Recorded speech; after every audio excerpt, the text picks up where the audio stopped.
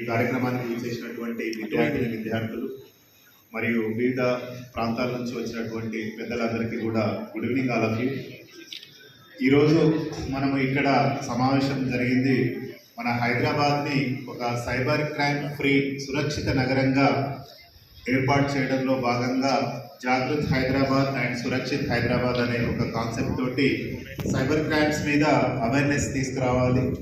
So మనకు నేడు జరుగుతున్నటువంటి డిఫరెంట్ సైబర్ క్రైమ్స్ని నిర్మూలించాలంటే కంపల్సరీ వాటిపైన అవగాహన మాత్రమే పెంచినప్పుడే, అంటే ఉన్నటువంటి పబ్లిక్లో అవగాహన వచ్చినప్పుడే వాటిని నిర్మూలించడానికి అవకాశం ఉంటుంది.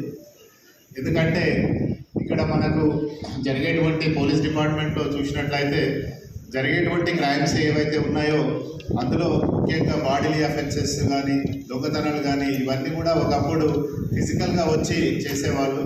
బట్ ఇప్పుడు నేడు నేర ప్రవృత్తి అనేది డిఫరెంట్గా మారిపోయి దాదాపు ఈ ఒక్క సంవత్సరంలోనే దాదాపు 200 కోట్ల వరకు సైబర్ క్రైమ్ ఫ్రాడ్ జరిగినట్లు మనకు తెలుస్తూ ఉంది.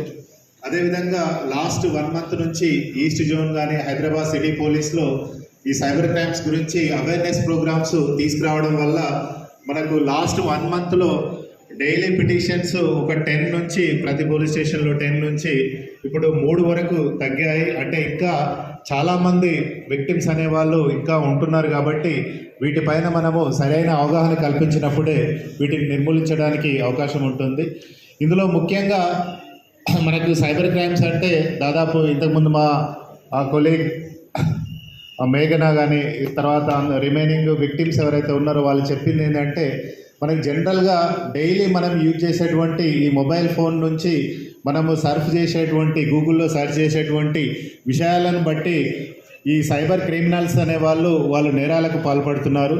అందులో ముఖ్యంగా ఇన్వెస్ట్మెంట్ కోసం ఎవరైతే ట్రై చేస్తుంటారో వాళ్ళను ఇన్వెస్ట్మెంట్ పేరు మీద ఫ్రాడ్ చేయడము, తర్వాత షాపింగ్కి ఎక్కువగా ఎవరైతే చేస్తూ ఉంటారో వాళ్ళు షాపింగ్ పేరు మీద, అంటే మీ పార్సెల్ బుక్ అయింది బట్ మీ పేమెంట్ జరగలేదు, తర్వాత మీరు కొంచెం పే చేస్తేనే మీరు మళ్ళీ రీఫండ్ అనేది వస్తుంది. ఇట్లాంటివి అంటే మీరు ఏదైతే గూగుల్లో సెర్చ్ చేస్తున్నారో దాని బేస్ మీదనే మ్యాక్సిమం సైబర్ క్రైమ్స్ అనేటివి జరుగుతూ ఉన్నాయి. మీకు అందరికీ తెలిసి ఉండకపోవచ్చు. ఈరోజు how many of you see the newspaper today? ఎంతమంది న్యూస్ పేపర్ చూసారు ఈరోజు? Only very less than 10%. Okay, this is the bad situation because మనకు దాదాపు చాలా వరకు విషయాలు ఎక్కడైతే ఫ్రాడ్ జరుగుతున్నావో, ఎక్కడైతే అన్యాయం జరుగుతుందో అవన్నీ కూడా మ్యాక్సిమం న్యూస్ పేపర్లలో కవర్ చేస్తూ ఉంటారు. బట్ ఈరోజు న్యూస్ పేపర్ చూసినట్లయితే ఒక వృద్ధుడు, అంటే 60 సంవత్సరాల ఒక వృద్ధుడు ఒక డిజిటల్ అరెస్ట్ అనే పేరు మీద దాదాపు 7 కోట్ల రూపాయలు పోగొట్టుకున్నాడు. సో ఇది లాస్ట్ 1 మంత్ బ్యాక్ జరిగినటువంటి ఇన్సిడెంట్ ఇప్పుడు మనకు రిపోర్ట్ కావడం జరిగింది.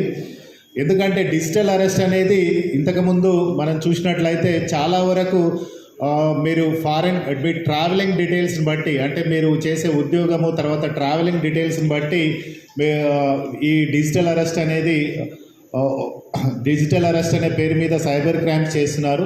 ఇందులో ఈరోజు వచ్చినటువంటి న్యూస్ పేపర్లో మనం గమనించినట్లయితే ఈ సైబర్ క్రిమినల్స్ అనే వాళ్ళు విక్టిమ్కి ఫోన్ చేసి మీరు హైదరాబాద్ నుంచి ఒక వేరే కంట్రీకి ఒక పార్సిల్ పంపారు, అందులో మీ ల్యాప్టాప్ తర్వాత కొన్ని ఐటమ్స్ అదేవిధంగా కొన్ని డ్రగ్స్ కూడా దొరికాయి. సో దీనివల్ల మీ మీద కేసు రిజిస్టర్ అయింది, మిమ్మల్ని ఇప్పుడు డిజిటల్ అరెస్ట్ చేస్తూ ఉన్నాము. మీరు ఎవరు కూడా బయటికి ఎవరికి కూడా చెప్పకూడదు, మీరు ఇంట్లోనే ఉండాలి, ఎవరితోటి కూడా కాంటాక్ట్ కాకూడదు. కాంటాక్ట్ అయినట్లయితే మీ పైన కేసు